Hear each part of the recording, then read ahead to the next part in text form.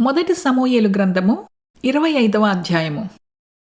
సమూయేలు మృతి నొందగా ఇశ్రాయేలీయులందరూ కూడుకొని అతడు చనిపోయినని ప్రలాపించుచు రామాలోనున్న అతని ఇంటి నివేశనములో అతని సమాధి చేసిన తరువాత దావీదు లేచి పారాను అరణ్యమునకు వెళ్ళెను.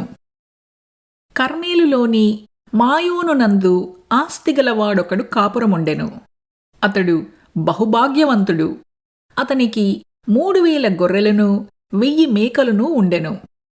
అతడు కర్మేలులో తన గొర్రెల బొచ్చు కత్తిరించుటకై పోయియుండెను. అతని పేరు నాబాలు, అతని భార్య పేరు అబీగయిలు. ఈ స్త్రీ సుబుద్ధి గలదై రూపసి అయి ఉండెను. అయితే చర్యలను బట్టి చూడగా నాబాలు మోటువాడును దుర్మార్గుడునూ అయ్యుండెను. అతడు కాలేబు సంతతివాడు. నాబాలు గొర్రెల బొచ్చు కత్తెర వేయించుచున్నాడని అరణ్యమందున్న దావీదు విని తన పనివారిలో 10 మందిని పిలిచి వారితో ఇట్లనెను: మీరు కర్మేలునకు నాబాలు నొద్దకు పోయి నా పేరు చెప్పి కుశల ప్రశ్నలడిగి ఆ భాగ్యవంతునితో నీకును నీ ఇంటికిని నీకు కలిగిన అంతటికిని క్షేమమవునుగాక అని పలికి ఈ వర్తమానము తెలియజెప్పవలెను.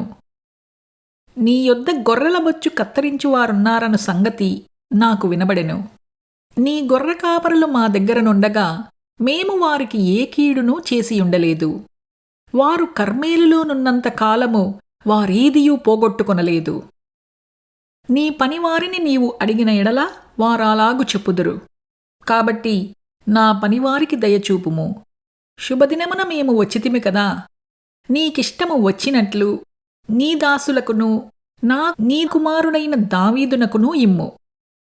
దావీదు పనివారు వచ్చి అతని పేరు చెప్పి ఈ మాటలన్నిటినీ నాబాలునకు తెలియజేసి కూర్చుండగా నాబాలు, దావీదు ఎవడు?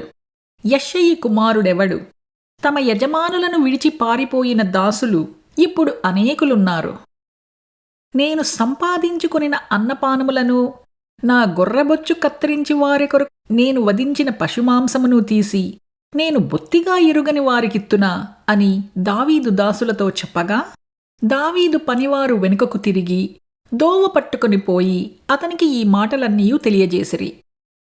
అంతట దావీదు వారితో, మీరందరూ మీ కత్తులను ధరించుకొనుడనగా వారు కత్తులు ధరించుకొనిరి.